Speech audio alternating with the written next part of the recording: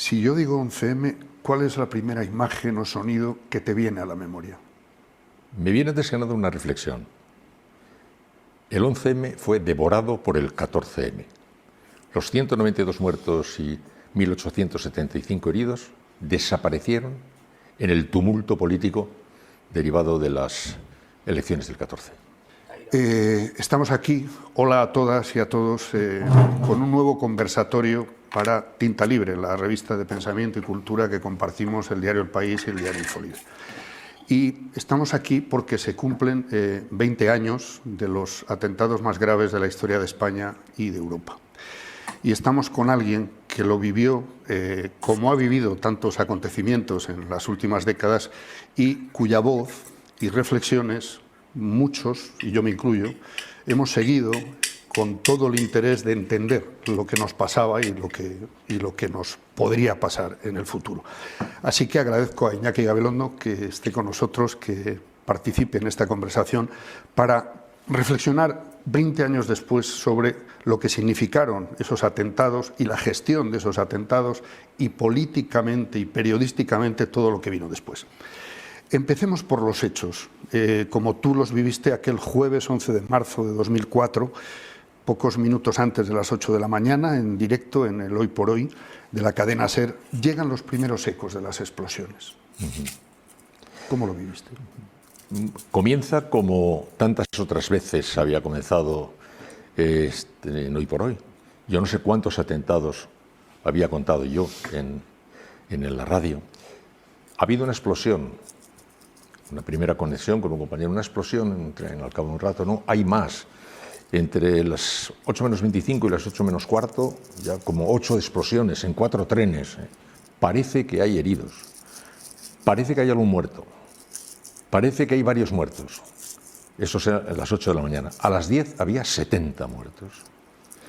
La secuencia increchendo de este horror es posiblemente la experiencia más alucinante que yo he conocido. Del parece que hay algún herido a hay 70 muertos a las 10, luego siguió, pero para situarlo en las primeras 2 horas, impresionante.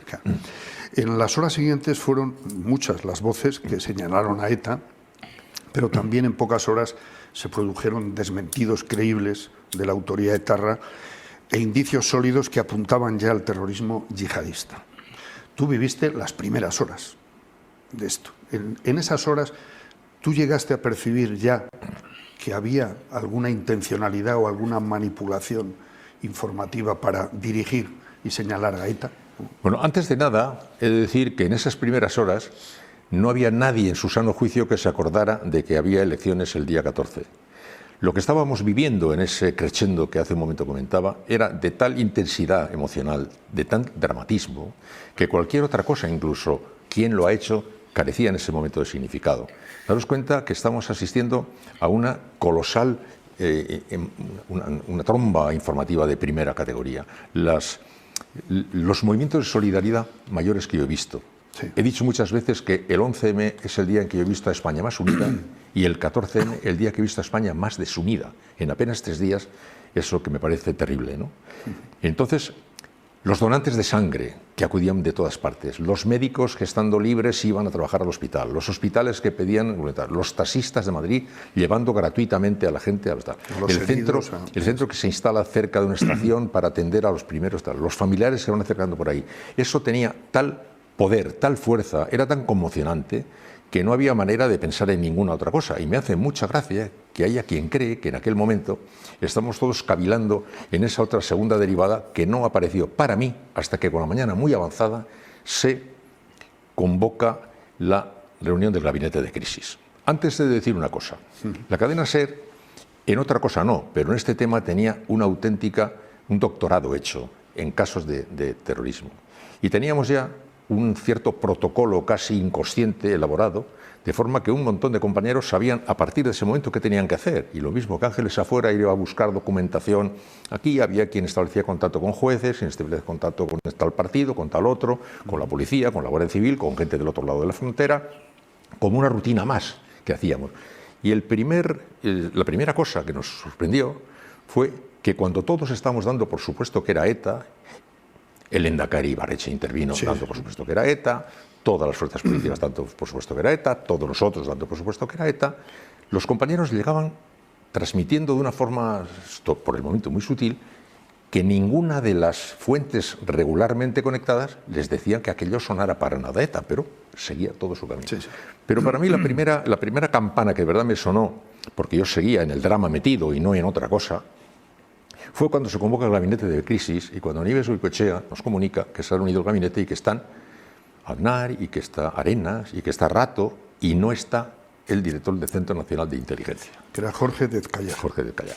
Cuando yo descubro que se reúne el gabinete de crisis y que no está el director del Centro Nacional de Inteligencia, es cuando me acuerdo de que hay elecciones el 14. Es cuando dije, aquí alguien se está acordando de que hay elecciones el 14. Porque si no, no tiene explicación que no esté el director del Centro Nacional de Inteligencia ahí. A pesar de lo cual, todo lo que estábamos haciendo seguía circulando en torno a la idea. Pero para mí, entre el eco de los compañeros que llegaban diciendo nadie entiende que esto sea de ETA.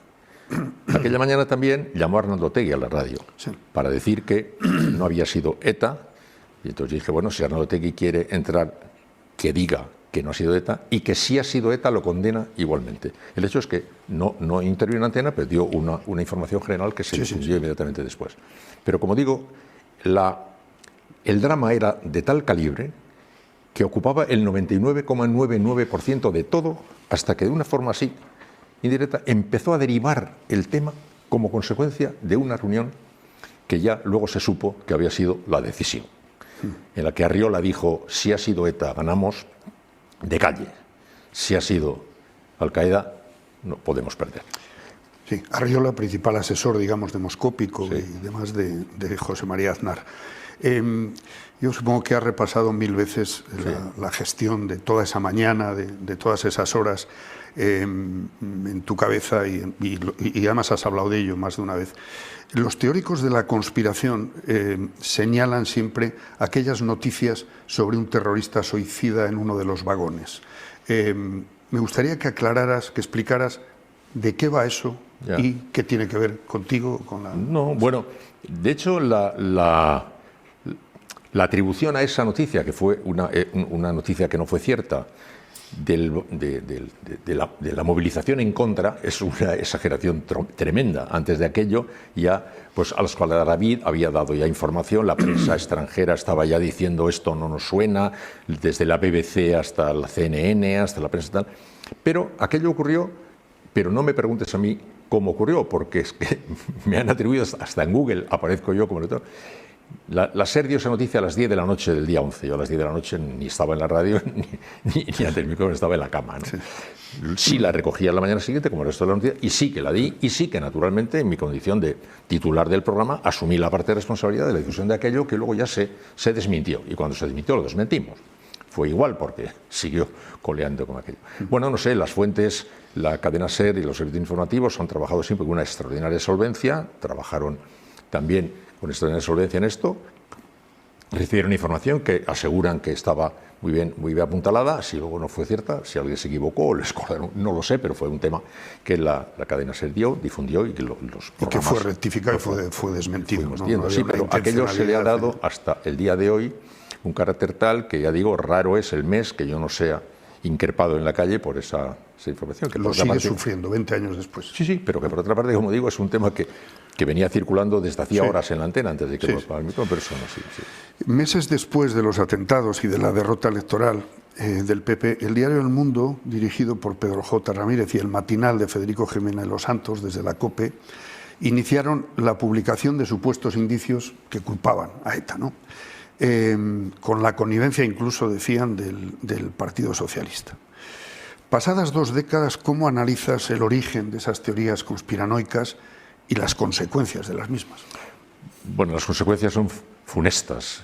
Yo creo que es el momento más amargo de la historia de nuestra democracia, porque ahí se inicia una deriva totalmente disparatada que ha conducido hasta aquí.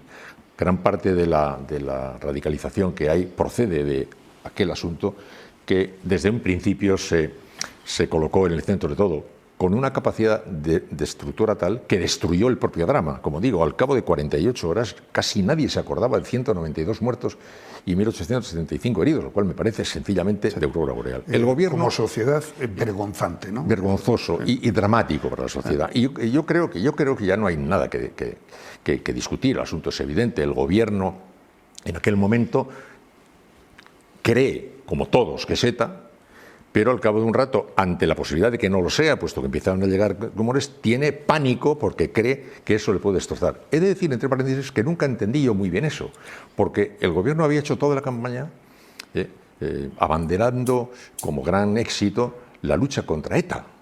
Y yo decía, caramba, si ha sido ETA, parece que en ciertos sentidos naufraga el discurso una derrota, de la ¿no? historia. Pero bueno, en todo caso yo no interpreto. Pero el gobierno se ve claramente que tomó en aquel momento aquella decisión de cerrar los ojos a otra posibilidad, a lo mejor no de organizar intencionadamente una, pero progresivamente verse cazado en esa tesis hasta el punto de negar las evidencias que ya venían dictadas por todas las informaciones de la prensa internacional, citando Europol, Interpol, los servicios secretos de los Estados Unidos, etcétera, etcétera. Pero ya estaban cazados aquí. Se supo luego en la Comisión de Investigación Parlamentaria, porque los propios jefes del comisario de policía dijeron que habían advertido el mismo día 11 al gobierno que tuvieran cuidado, que no sonaba que fuera ETA, que aquella misma tarde le dijeron el jefe superior de... Todos están los nombres y apellidos de todos desde los el CNI, el propio superiores, Jorge sí, Vizcayar, que fueron todos diciendo, veníamos advirtiendo... No, pero ya el gobierno había tomado una decisión que, ya digo, yo no quiero hacer juicios de valor, pero evidentemente les había hecho completamente impermeables a cualquier otra cosa y ya no había más que aquello. Pero después del 14M, podrían haber tenido una reflexión de, bueno, pues esta estrategia que se puede considerar desde el punto de vista ético deleznable, ¿no? Pero es una táctica política, salió mal, bien, hay que corregir. No, lo que ocurrió es que meses después, insisto, desde 2 o 3 pivotes mediáticos, y el PP se suma a esa estrategia de apostar por la desinformación absoluta, por el bulo, ¿no? Porque el Partido Popular atribuyó la derrota a eso. Hay otra cosa que está también flotando como una gran verdad y que es extremadamente discutible, es que el Partido Popular iba a ganar seguro las elecciones e iba seguro a gobernar. Lo de que fuera a ganar seguro las elecciones merecería una observación aparte, porque venía creciendo mucho el PSOE en las últimas semanas, mucho, y les estaba ya comiendo los tobillos. Yo estaba entrevistando a Mariano Rajoy en Zaragoza, faltando unos días para las elecciones y por tanto muy poco para el día anterior, el atentado al anterior, cuando de pronto apareció Ana Mato allí, que no pintaba teóricamente nada en el equipo, pero era secretario de organización del partido, y le dije, ¿qué haces aquí? No, es que estamos viniendo a reforzar la campaña porque nos hemos dormido en la campaña y como dure 7 días nos pasan. La propia Vanguardia había denunciado empate técnico. Es decir, que las posibilidades de gobernar no estaban tan claras, pero el hecho es que el discurso era una victoria segura, era un gobierno seguro y fue robado como consecuencia de una utilización política de un hecho político. Federico Jiménez dos Santos dijo durante tiempo una frase extraordinaria, ¿no? ETA tiene cogido a Zapatero de los vagones, que es un asunto de bastante categoría. Entonces, se sustentó esa convicción, de que había sido arrebatado el poder, y había sido arrebatado el poder para cambiar el curso de la historia de España. Tomar una decisión interpretativa de esa envergadura es difícil de soltar, y a pesar de que, como digo, todos los datos después fueron demostrando que en fin, si empezáramos a recordar, aunque yo tengo una memoria regular, pero no tan regular como para no recordar la secuencia de las sí, lo que consideraban pruebas o indicios. Y las insistencias, todavía el mismo domingo por la mañana, Ana Palacio decía, pero qué contumacia es esta, la manipulación, la televisión Telemadrid ofreciendo el sábado por la noche la película Asesinato en febrero, aquel documental maravilloso de Querejeta, esa misma película puesta el sábado por la noche en televisión española. Había una entrevista de Rajoy en el Día de Reflexión rotundo, en el Mundo, que yo no veía tampoco por qué. Y mientras tanto, tampoco entendía todo lo pasado, cómo el Partido Popular no se estaba marcando un poco el tanto de que habían tenido un éxito grande en la desactivación de ningún país había logrado tan rápido detener los culpables. Y sin embargo, y estaban ellos en aquel momento en funciones. Era un mérito de su gestión. Sin embargo, ya digo, se habían centrado en la idea de que había sido una maniobra turbia, dirigida por vete a saber quién, con la connivencia de fuerzas políticas y medios de comunicación y tal, para dar un golpe de Estado. Y eso se afirmaron en esa tesis.